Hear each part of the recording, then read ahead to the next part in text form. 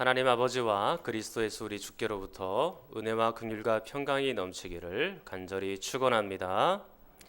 이제 며칠 있으면 추석이죠. 추석이 되면 가정들과 또 화목하게 또 사랑하고 또 사랑을 나누어 주는 그런 가정 모임이 됐으면 좋겠다라는 생각이 듭니다. 이 추석이 돼서 사람이 모이면 꼭 싸우는 집이죠. 그래서 여러분들이 싸움을 좀 조심하시고요. 웬만하면 내가 참는다 생각하십시오. 웬만하면 꼭 참으십시오. 그래서 사랑을 좀 이루어 가시면 좋겠고, 그리고 먼 길 또 다녀오실 때 또 운전 조심하시고 안전하게 잘 다녀오시기를 바랍니다. 그런 의미에서 한번 인사하겠습니다. 옆으로 앞뒤로 인사할 때 풍성한 한가위 되십시오.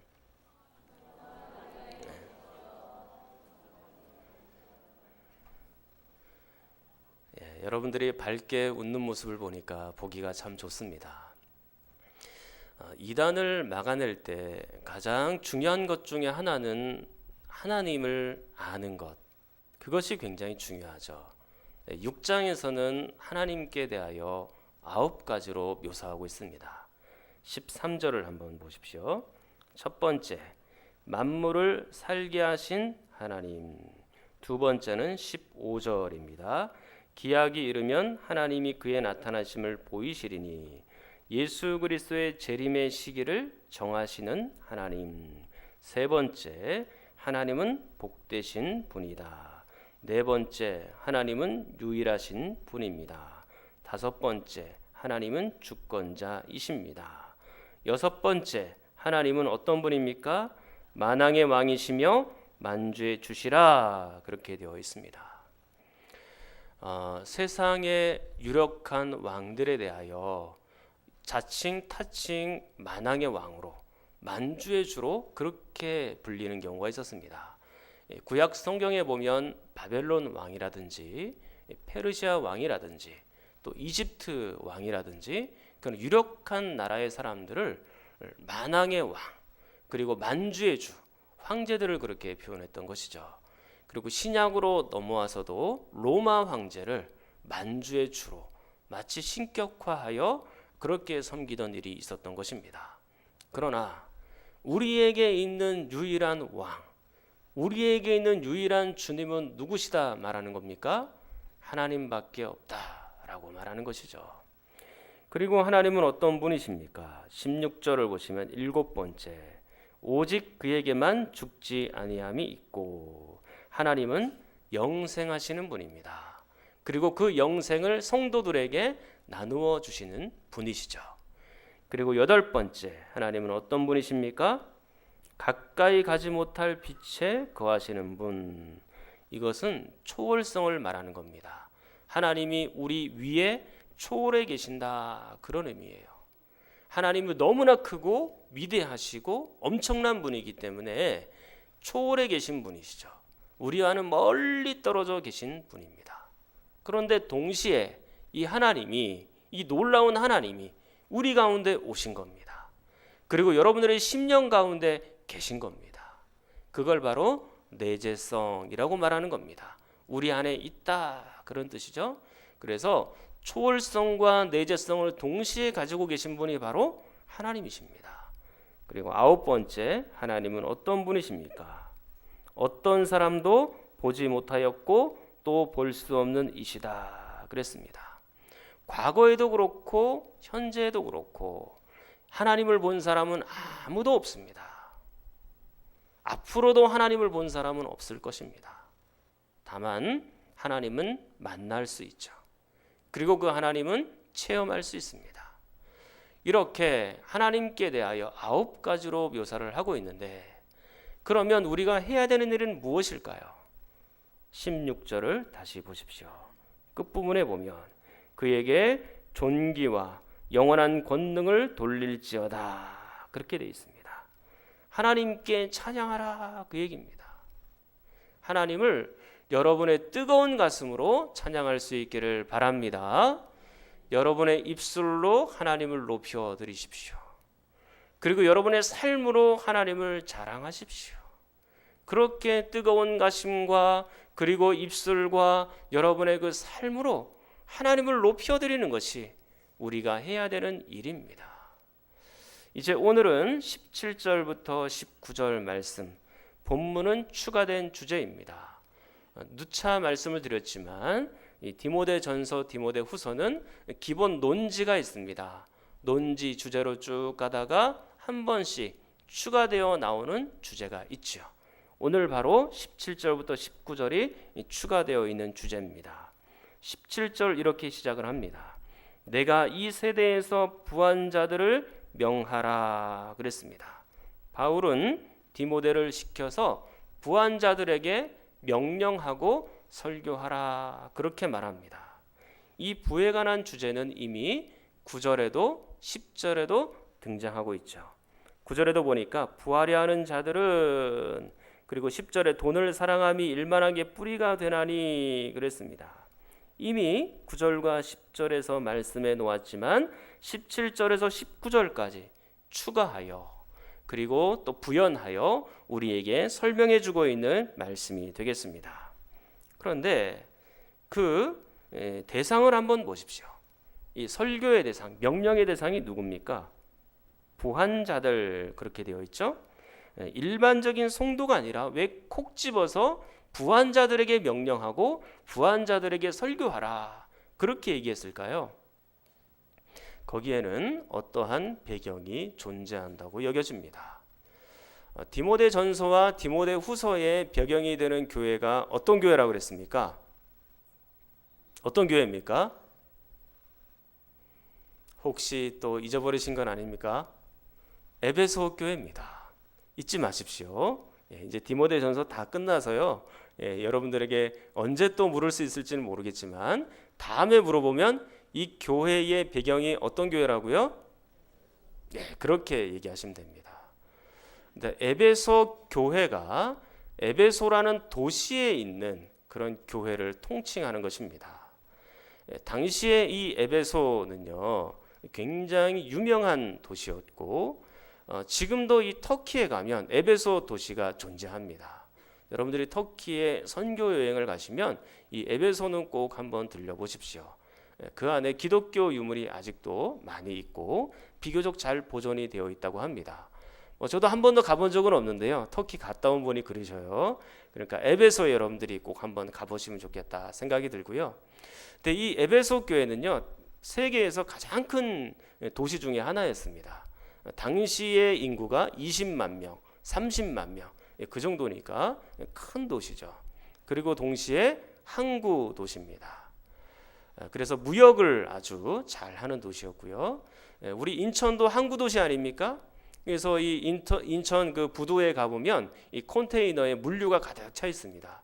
그런 것처럼 이 에베소라는 도시도 그런 물류가 활발하게 일어나는 도시였죠.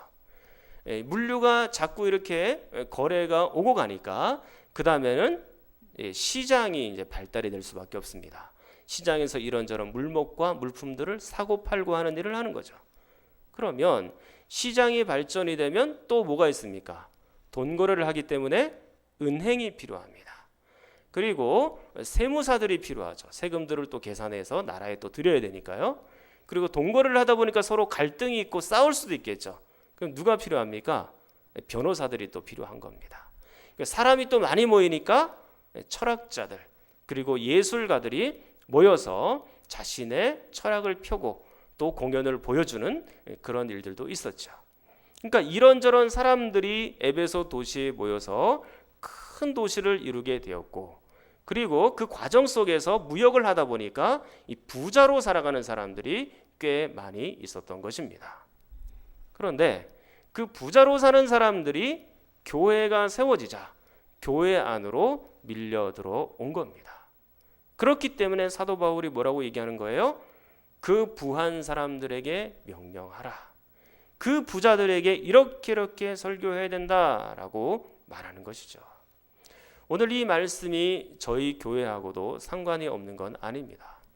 물론 우리 교회가 부자가 많다는 얘기는 아니에요. 우리 교회는 그저 평범한 분들이 많이 계신 그런 교회죠. 그렇기 때문에 저는 우리 교회를 더 사랑합니다. 그러나 여러분들이 나중에 형편이 풀리셨다든지 또 부자가 되셨다든지 그러면 오늘 말씀을 꼭 기억을 하십시오. 그리고 평소에도 좀 이렇게 살아가시면 좋겠다라는 바람도 있습니다. 그러면 이제 사도 바울이 디모데를 통하여 에베소 성도들에게 어떤 명령을 하고 있습니까? 오늘 17절을 보십시오. 두 가지 명령을 하고 있는데요. 제가 읽으라는 곳까지 여러분들이 한번 읽어보도록 하겠습니다. 17절입니다. 시작.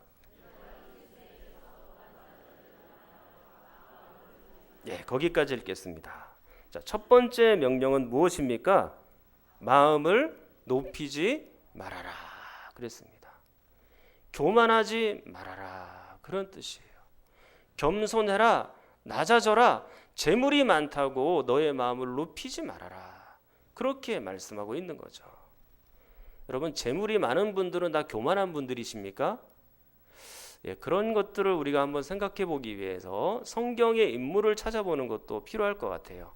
창세기 13장 2절에 보면 아브라함이 나옵니다. 아브라함은 부자였어요.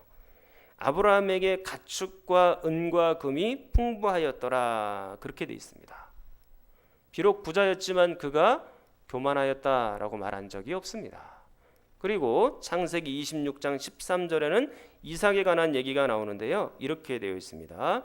그 사람이 창대하고 왕성하여 마침내 거부가 되었다라고 말합니다. 그러나 이삭은 교만한 사람이 아니었죠. 자, 욥기에 보면 욥이 얼마나 부자였는지가 증명이 되죠. 근데 그 사람에 대해서 1장 1절에 이렇게 표현합니다. 하나님의 평가입니다. 우스 땅에 욥이라 불리는 사람이 있었는데 그 사람은 온전하고 정직하여 하나님을 경외하며 악에서 떠난 자라. 교만하고는 거리가 멀죠. 신약 성경에 와서도 부자들이 꽤 있는데요. 아리마대 사람 요셉이라는 분이 있습니다. 그분을 표현할 때 부자라고 표현을 했고요. 공회원입니다. 오늘날로 말하면 국회의원 정도 되는 것이죠. 그리고 그분이 예수 그리스도께서 십자가에 죽으셨을 때 무덤을 마련해 주신 분이에요. 근데 그 아리마대 사람도 부자였지만 그러나 교만하였다라는 말이 없습니다. 그리고 또한 바나바라는 사람이 있는데 그 역시 부자였습니다. 사도행전 9장에 보면 자신의 밭을 팔아서 사람들에게 나누어 주는 그런 일이 있었는데 이 바나바는 바울을 역사의 전면으로 끌어올린 장본인이라고 얘기할 수 있겠죠. 그도 역시 겸손한 분이었습니다. 착한 바나바 그렇게 불렀으니까요. 그리고 누가복음 19장에 보면 삭개오라는 사람이 나옵니다. 그 삭개오 역시 부자였죠. 그러나 예수 그리스도를 만난 뒤에는 완전히 다른 사람으로 변화가 되었습니다. 자, 그렇기 때문에 여러분들이 성경상에 나온 많은 부자들 가운데 보면 겸손한 분들이 꽤 계시다라는 것과 우리가 부자들에 대해서 선입견을 가질 필요는 없을 것 같아요. 마음이 높구나, 저 사람은 교만할 것이야, 그런 선입관을 가지지 않았으면 좋겠습니다. 그런데 우리가 한 번 더 생각해 볼 것이 있습니다. 만약에 대체로 돈을 많이 가지게 되면 교만해질 확률 그리고 마음이 높아질 확률은 높아지겠죠. 그럴 가능성이 매우 큽니다. 자, 그렇기 때문에 지금부터 예를 한번 들어서 볼 텐데요.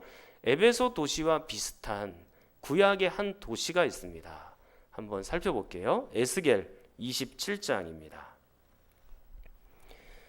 구약성경 1190쪽입니다. 에스겔 27장.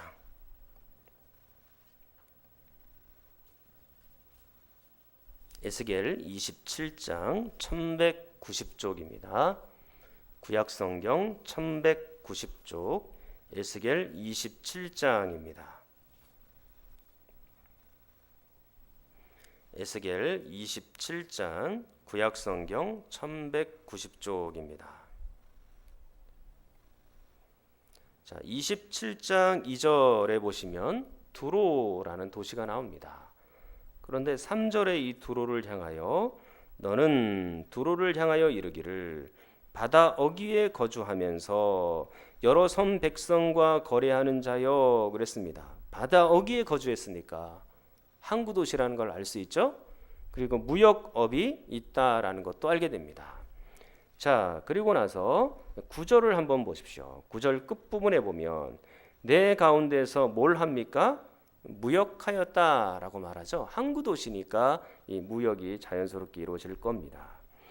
그리고 12절에 보면 다시스는 각종 보화가 풍부함으로 너와 거래하였으며 은과 철과 주석과 납을 내 물품과 바꾸어 갔도다. 자, 이렇게 이 두로와 함께 무역하는 사람들이 많이 있었다라고 얘기합니다. 그러면 에베소 교회도 항구 도시고 두로도 항구 도시다라는 걸 알 수 있고 동시에 같이 무역을 했던 도시로 알 수가 있겠죠. 자, 이렇게 무역을 하다 보니까 33절, 27장 33절을 보십시오. 자, 33절은 여러분이 한번 읽겠습니다. 시작.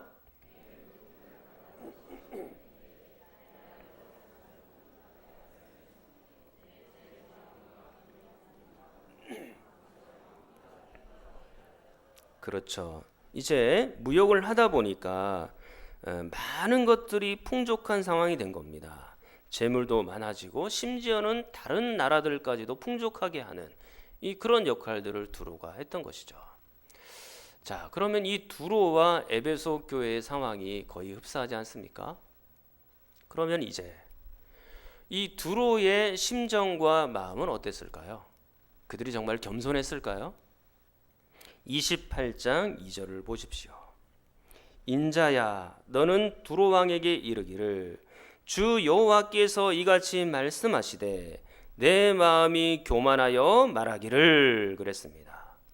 교만하다고 하였습니다. 그리고 뿐만 아닙니다. 3절부터 5절을 보십시오. 네가 다니엘보다 지혜로워서 은밀한 것을 깨닫지 못할 것이 없다 하고 내 지혜와 총명으로 재물을 얻었고 금과 은을 곳간에 전축하였으며 내 큰 지혜와 내 무역으로 재물을 더하고 그 재물로 말미암아 어떻게 됐습니까? 내 마음이 교만하였다라고 말합니다. 많아지니까 교만한 것이죠. 뿐만 아니라 여러분 16절을 보십시오. 16절에 보시면 내 무역이 많음으로 내 가운데 강포가 가득하여 내가 범죄하였도다 그렇게 말합니다. 그 재물과 돈을 가지고 범죄하는 일에 사용을 하는 겁니다. 그리고 17절 내가 아름다움으로 마음이 교만하였으며 그랬습니다. 또 교만하였다라고 말합니다. 어떻습니까? 사도 바울이 이 에스겔 27장 28장에 있는 말씀을 염두에 두면서 이 디모데 전서 6장 말씀을 썼는지 그것은 정확하게 알 수가 없습니다만 그러나 자칫 잘못하면 에베소 교회도 오늘 두로처럼 이렇게 변할 수 있다라는 것입니다. 재물이 많아져서 교만할 수 있다라는 것이죠. 자신의 가진 재물로 인하여 교회 안에 부자들이 많이 늘어난다는 것. 그런데 그 부자들이 교만하다라고 했을 때는 그 교회는 매우 힘들어지는 것입니다. 여러분, 보통 우리는 교회 안에 부자들이 많으면 마치 교회가 복을 받은 것처럼 그렇게 생각합니다. 그리고 부자가 많으면 그 교회는 하나님께서 특별히 생각하시는 교회인가 보다 그렇게 생각하죠. 그러나 부자가 많은 교회라고 반드시 축복이 아닙니다. 교만한 사람들이 가득 모여 있으면 그것은 오히려 재앙입니다. 교만한 사람들이 많이 모여 있으면 모여 있을수록 질서가 안 잡히고 서로 싸우게 되고 자신의 주장이 강해집니다. 그러면 그 교회는 굉장히 힘들어지는 것이죠. 사랑하는 여러분, 사도 바울은 지금 그것을 경계하고 있는 겁니다. 부자가 되었다고 마음을 높이지 마십시오. 부자가 되었다고 교만하지 마십시오. 그렇게 해야 되는 이유가 뭘까요? 자, 성경을 다시 볼게요. 일단 에스겔을 폈으니까 에스겔 말씀을 보겠습니다. 27장으로 다시 넘어와서요. 27장 3절 4절을 봅니다. 27장 3절 4절 보시면 3절의 끝부분에 이렇게 되어 있습니다. 두로야 내가 말하기를 나는 온전히 아름답다 하였도다. 본인이 온전히 아름답다라고 얘기를 하는 거예요. 남이 이렇게 인정해 주는 건 상관없는데 본인이 이렇게 지금 높이고 있는 거죠. 그러니까 교만한 겁니다. 근데 4절을 보십시오. 4절은 여러분이 읽습니다. 시작.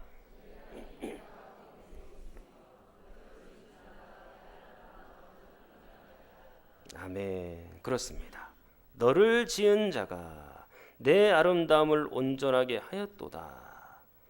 두로를 지은 분이 누굽니까? 하나님이십니다. 두로를 온전하게 아름답게 만들어준 분이 누구십니까? 하나님이시죠. 두로에게 무역이 성하게 하여 재물을 풍족하게 주신 분이 누구십니까? 하나님이십니다. 그렇기 때문에 교만하면 안 되는 거예요. 자, 이것과 정확하게 일치한 말씀이 이제 디모데전서 6장 17절에 등장합니다. 자, 디모데전서 6장 17절로 넘어가 보겠습니다. 6장 17절에 보시면 끝부분에 오직 우리에게 모든 것을 후히 주사 누리게 하시는 하나님께 두며 그랬습니다. 우리에게 모든 것을 주시는 분이 누구시라고 말씀합니까? 하나님이시죠. 에베소 교회를 부유하게 만들어 주신 분이 누구십니까? 하나님이십니다. 두로에게 무역을 주어서 그 재물을 얻게 하신 분이 누구십니까? 하나님이신 것이죠. 그러므로 두로는 본인의 지혜와 노력과 의지를 가지고 잘 살게 되었다라고 말하나 그 모든 것들은 하나님께서 주신 겁니다. 물론 이렇게 생각할 수 있어요. 아니 내가 좀 지혜롭고 사업도 잘해서 돈을 이만큼 벌었고 그리고 내가 열심히 일을 했고 노력해서 이만큼 돈을 번 건데 그렇게 생각하기가 쉽습니다. 그러나 그 지혜도 그 노력도 그 성실함도 누가 주신 것입니까? 하나님이 베풀어 주신 것입니다. 모든 것이 하나님으로부터 다 온 겁니다. 그러므로 우리가 지금 누리고 있는 이 모든 것들은 하나님께서 우리에게 주사 우리에게 누리게 하신 것이죠. 우리가 정말로 잘 살지는 못하지만 부자로 잘 살지는 못하지만 그래도 하루에 한 끼라도 먹을 수 있도록 은혜를 베푸신 것이 바로 하나님이십니다. 우리가 똑똑해서 그런 게 아니에요. 우리가 잘해서 그런 게 아닙니다. 하나님께서 이 모든 것을 우리에게 허락해 주셨을 뿐이죠. 그렇기 때문에 우리가 마음을 높이면 안 되는 겁니다. 그렇기 때문에 우리가 교만하면 안 되는 거예요. 저는 여러분들이 겸손하게 살아갈 수 있기를 축원합니다. 두 번째 부자들에게 주는 명령입니다. 자, 17절 이제는요. 다 함께 전체를 읽어보겠습니다. 시작.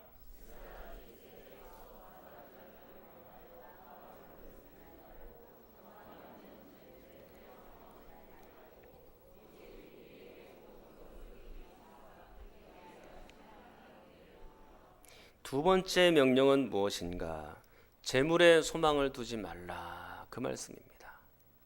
재물에 소망을 둔다는 의미는 재물을 믿고 산다는 얘기입니다. 재물만 의지한다는 얘기입니다. 물론 재물이 있으면 굉장히 편리한 건 사실이에요. 이제 곧 우리 아이들이 대학에 들어가게 될 텐데 그 아이들에게 재물이 있다면 등록금을 언제든지 마련해서 보낼 수 있겠죠. 그리고 우리 아이들이 이제 결혼을 하게 될 텐데 뭐 결혼을 할 때 돈이 많으면 뭐가 걱정입니까? 그냥 집 한 채씩 척척 사주면서 그곳에서 살라고 해주면 되죠. 돈이 있으면 편리합니다. 은퇴 이후에도 돈이 있으면 얼마나 평안한 삶을 누리며 살 수 있습니까? 그저 병원만 다니며 살면 되죠.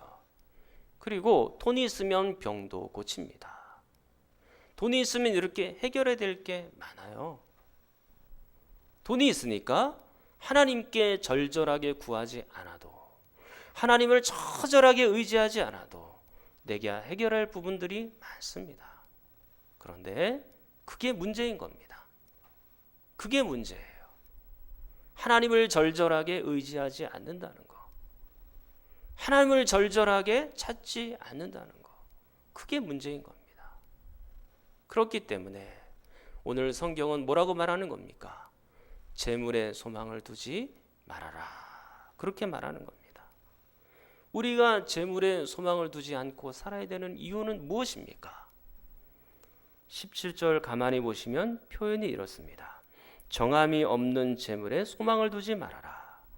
정함이 없다는 말은 어떤 의미냐면 불확실하다 그런 뜻이에요. 안정적이지 않다. 믿을만하지 않다. 그런 의미입니다. 돈이라는 것은 믿을만하지 않기 때문에 네가 거기에 소망을 두면 안 된다. 돈은 믿음의 대상이 아니다라고 우리에게 말하고 있는 거예요. 그렇기 때문에 그것을 의지하면 안 되는 것이죠. 돈은 오늘 있다가도 내일 사라지고 말 그런 하나의 이슬과도 같은 그런 것입니다. 며칠 전에 얼마 전에 뉴스를 또 보니까 청담동의 한 부자에 관한 이야기입니다. 그분은 평상시 자기의 부유함을 많이 자랑을 했죠. 그분이 차가 8대가 있는데 우리 교회 차를 몽땅 다 합쳐도 안 됩니다. 이 8대가 있는데 전부 다 외제차예요. 근데 외제차 중에 가장 비싼 차 중에 하나가 얼마냐면 30억이라고 합니다. 30억. 차 한 대에. 집에 한 대씩 다 갖고 계신가 봐요. 표정이. 30억 정도 되는 엄청난 큰 돈입니다. 근데 여러분 아직 놀랄 일이 더 남아 있습니다. 그 차를 운행하려고 하면 차키가 필요하잖아요. 차키 하나에 얼마인 줄 아십니까? 1억입니다. 차키 1억이면요. 차키 하나 팔면 우리 교회 승합차 다 바꿉니다. 그리고 이분이 수천억대 부자니까 이 자기가 사는 집 안에 그러니까 이 그 바깥에 정원에다가 이게 수영장을 판 게 아니고 거실 안에다가 수영장을 팠어요. 그래서 거기서 언제든지 수영할 수 있도록 그렇게 했더라고요. 엄청나죠? 그런데 얼마 전에 그분이 거의 사기꾼처럼 몰려서 지금은 경찰의 수사를 받고 있는 중이죠. 저는 그분을 보면서 잠언 말씀이 떠올랐습니다. 요즘에 새벽기도 때마다 잠언 말씀을 보는데요. 거기에 보면 인간의 말에 대해서 그리고 재물에 대해서 우리에게 권면해 주는 말씀이 상당히 많습니다. 잠언 11장 4절에 보니까 재물은 분노의 날에 진노의 날에 무익하다 그렇게 되어 있습니다. 그리고 28절에 보니까 재물을 의지하는 자는 패망이다 그렇게 되어 있습니다. 재물은 믿음의 대상이 아니라는 거예요. 재물을 믿고 의지하고 재물에 소망을 두고 재물만 바라보는 사람들은 반드시 그 결과가 좋지 않다라고 말합니다. 여러분, 재물을 가지고 여러분의 영혼을 살 수 있습니까? 돈이 많으면 여러분의 영혼의 생명이 보장이 됩니까? 돈이 많으면 천국 갈 수 있고 돈이 많으면 여러분의 모든 죄악을 다 씻을 수 있습니까? 불가능합니다. 그렇기 때문에 하나님께 소망을 두는 거예요. 하나님께 소망을 두면 하나님을 의지하고 하나님께만 믿음의 대상을 다 못 박아 두면 그 하나님이 우리의 영혼의 생명을 보장해 가시니까요. 그 하나님께 소망을 두라는 얘기입니다. 여러분 17절 전반절을 다시 한번 주의해서 보십시오. 내가 이 세대에서 부한 자들을 명하여 그랬습니다. 이 말씀이 부탁하는 말씀이에요? 명령하라는 말씀입니까? 명령하라는 거예요. 에베소 도시라는 특수한 환경을 살아가고 있는 부자 성도들에게 하고 있는 명령입니다. 겸손해라. 그리고 재물을 의지하지 말고 하나님을 의지해라. 부드러운 말로 한 게 아닙니다. 아주 투박하고 강한 어투로 명령하고 있는 것입니다. 그렇다면 이것은 해도 되고 안 해도 되는 일이 아니에요. 반드시 해야 된다는 얘기입니다. 반드시 겸손해져야 되고 반드시 재물이 아니라 하나님을 의지해야 된다라고 말하는 것입니다. 이것이 성경의 명령입니다. 저는 여러분들이 하나님의 말씀이라면 이 성경의 명령 앞에 순종하고 이 말씀과 뜻대로 살아가는 선한 일꾼 되기를 간절히 축원합니다. 우리 한번 통성으로 기도하겠습니다. 하나님 아버지, 마음을 높이지 않게 하시고 재물이 아니라 하나님께 소망을 두며 살게 하여 주시옵소서. 허탄한 것에 마음을 두며 사는 사람들이 아니라 반석과 같은 하나님께 소망을 두며 살게 하여 주시옵소서. 우리 성경 장로님 더 큰 건강으로 지켜주시고 혈액 속의 모든 수치 날마다 정상적으로 나오게 하시고 또 다른 환우들을 위해서도 함께 기도합니다.